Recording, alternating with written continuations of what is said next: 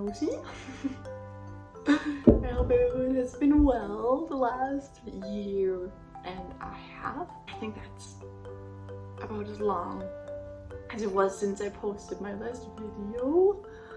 And I don't know, I've been missing it recently. I've been missing making videos and documenting my life, filming little things, and I'm grateful for little situations that I feel would just slip by, holding on to them again, and also miss connecting with you guys as well. So for everyone who doesn't know me yet, my name is Kim.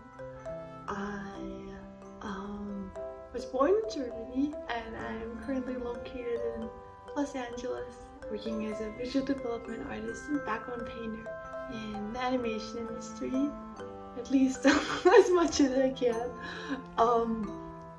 I graduated from Helloo about a year and a half ago now, and ever since I've been basically just interning for small video game companies and mostly doing freelance for some bigger studios, for some super small studios. I've been at the same small studio for pretty much a year now as well.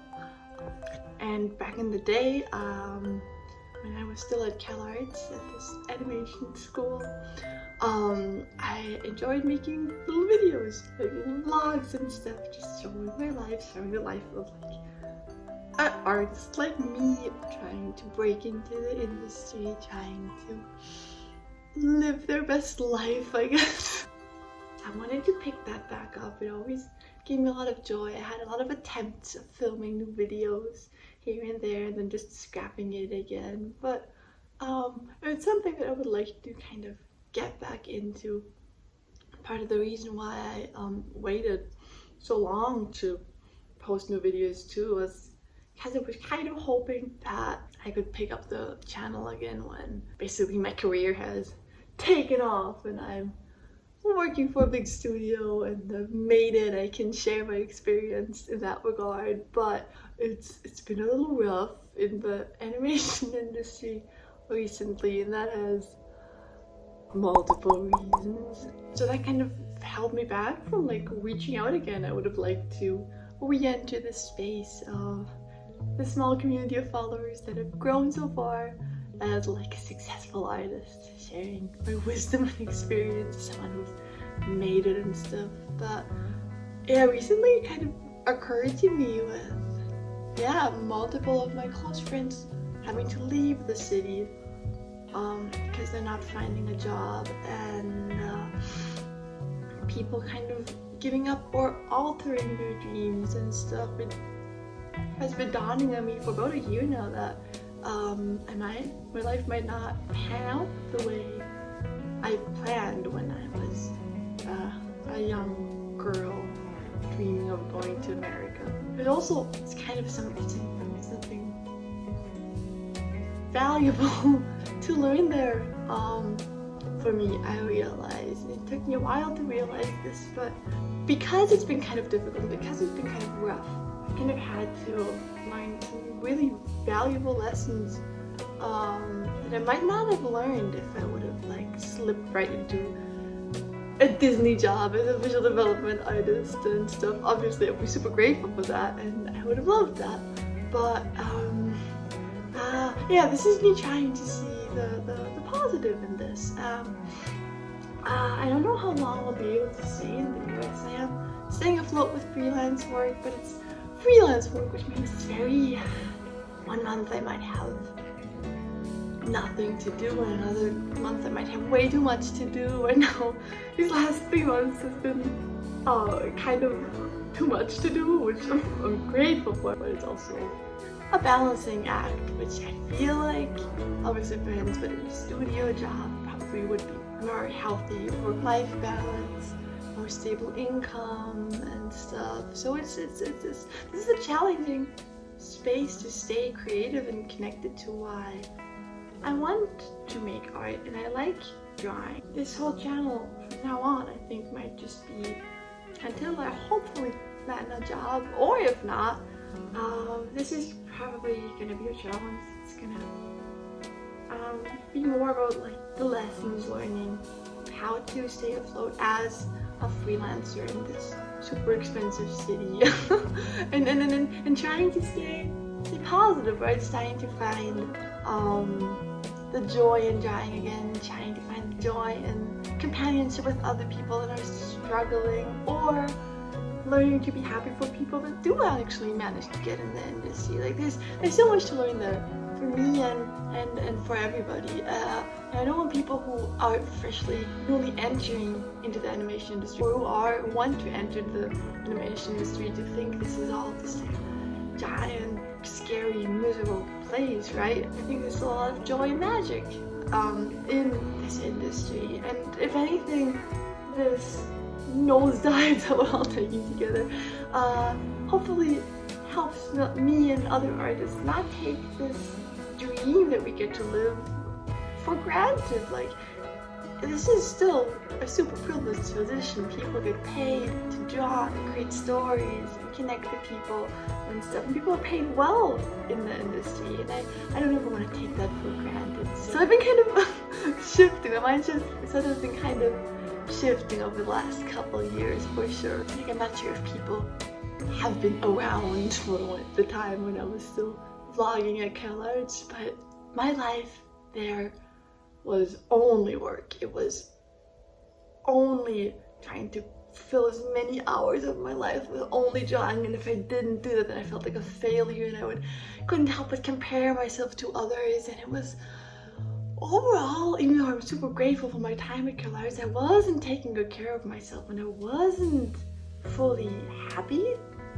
I can see now, even compared to this chaotic time and stuff, I wasn't really living my life to its fullest potential back then. And that's kind of what I'm only now just starting to learn. Over the last postgraduate years, I kind of had this epiphany of like, wait, when you're happy, when you live your life, when you fill your cup with inspiration and beautiful places and lovely people, then it'll show in your art. Back at CalArts, I never even left campus. I didn't have a car. I didn't even have phone service. I didn't get phone service because I was on campus with Wi-Fi all the time anyways. It was like a very extreme case of zero life and all work. And my work wasn't as great as it could have been, I think. I only started getting better when I actually moved off campus, and it was too much work to drive out to the school in the desert every day to like force me to like, okay, I'll go to the beach with my friends. Okay, I'll find a cafe that inspires me. How? Maybe I'll read a book. Maybe I'll like do a hike, lie in the park, paint a plant. It's something that fills my cup instead of draining it all the time. I want to still be a person that works hard and is trying to move into a direction, but my role models in life aren't the people that kill themselves over work anymore. It's the people that manage to live a healthy life, a happy life, while also being able to create beautiful art. Like, that is so much harder and so much more fruitful, and it's so much more respectful of this wonderful life that we all have. And yeah, that's kind of what I'm trying to live by now. And it's been affecting everything. It's been affecting the way I draw, it's been affecting the way I feed myself, and then my body, exercise, my mood, my friendships, places I go to. It's been amazing, really. And it kind of shifted my mindset to like letting go of this dream of like the only way I can be happy, the only way I can be a successful human being is by working for one of these top studios. I'm kind of like, no, I don't know what my future will look like right now. I know I want to make art, but in what shape or form? I don't see it as rigid anymore. All I want is that I have access in my life to things that make me happy and fulfill me, and that isn't just a guild job at a studio anymore. And I'm grateful for that. And not to say that I'm like, I've healed and this is fine and I'm over and this journey's already done. Like, I still have, like, just last week I still had another moment when I was like, damn, I really wanted this to work, and I'm still in the grieving phase of that, and I'm still mourning that, and I still haven't fully let go of that either. I'm still really hoping for a good job, but it's not like either I get this thing or I'm gonna be miserable for the rest of my life and I'm gonna be a failure. So this has been a special, transformative year for me for that reason, and I feel like every year probably that's kind of why I wanted to start filming again and documenting this for me, but also documenting this for maybe you guys, because I feel like for me, when I was in school, it would have really helped me seeing another artist learning to grow their skill without killing themselves, learning to live a happy full life and becoming a better artist. Because of that, I feel like that's something that I've heard at Keller's, but I've never really internalized it. So that's kind of what I want to roughly make maybe this whole channel about, really. For this week, this is an especially chaotic one to start filming. We're in the final stretch of this project that's been going on for like over a year. There's so much to do. We're crunching so hard. I get to work on this. I'm the background painter on this show, and I'm also animating it, doing props and kind of doing everything as freelancers tend to do. I feel like, I don't know. Maybe that's just us too. But it's me and some lovely friends. We're all just trying to make it work. Huge learning experience for sure. With the skills that I got to learn on this job, but also, like I said, balancing my life, balancing work, especially in days when there's working the weekends and working far over the 8 hours every day. Trying to do that while also prioritizing my health and my happiness. So that is going to be a battle. And then in less than a week from now, I'll be flying home for Christmas break back to Germany. I'll be there for 2 months, so there's a huge trip coming up. It's just like crazy in life right now. This is going to be a challenge to stay grounded and grateful and connected in that time. So let's see how that goes. I'm gonna stop filming this little introduction thing now. I'm really happy filming again. Thank you guys all for being here. If you are interested in this journey and stuff, it's really nice to be sharing my rambling thoughts and stuff on this, and whatever. I hope it helps people too. I'll get to work now. I have a whopping 9 backgrounds to paint today and a meeting is coming up. So let's see if I can stay grounded while doing that and happy, and not go to bed all miserable and frazzled tonight and the upcoming days. In case you're wondering what I've been drinking too, this is my self-home-brewed kombucha. I have like a gallon brewing right now that I need to drink before I leave, so that's gonna also be a challenge. But yeah, this is my oh, there's me. Hi.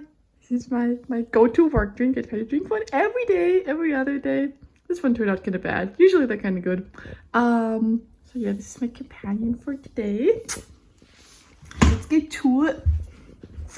I'm gonna show you the setup. This is kind of a makeshift thing right now. This is my sister's bed that she's building. Still work in progress.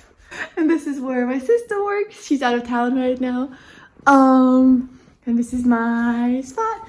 My friend Erin painted this at Life Drawing the other days. One of my favorite plants. My friend Yuska's coffee plant that I got to adopt. I'm just talking about plants. Oh, Angler the Mangoes. Angela Sung's gouache painting for inspiration.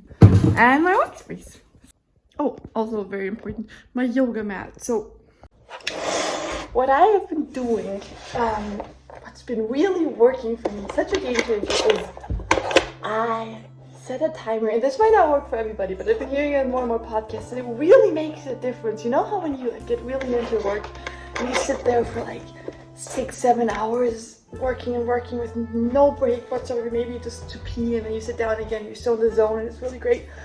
And then you're so frazzled and so tired, and I always hit like this wall of despair at the end of the day, and I'm always like, whoa, is this normal? And I always thought it was like a head thing, but now I realized it's more like of a physical thing. If I manage to get up, and this might sound extreme, but if I manage to get up every 25 minutes for 5 minutes, it's called the Pomodoro timer technique. And I get up for those 5 minutes and I kind of move around, I do some yoga, maybe I grab myself some kombucha or another drink, something. So I get outside, even better, just hold my nose into the sun for like 5 minutes. Oh my god. I can keep working for, I swear, like 12 hours and I'm not burned out. It's like actually such a game changer. It seems annoying that you have to like get yourself out of the zone and stop what you're doing, and it feels like you're gonna lose momentum and stuff, but really in the long run, for me, it makes such a difference. I can work so much longer. I'm not super sad and just full of despair at the end of the day, and then I have energy for the next day. It's really great. I highly recommend the Pomodoro timer. I'm gonna set it right now.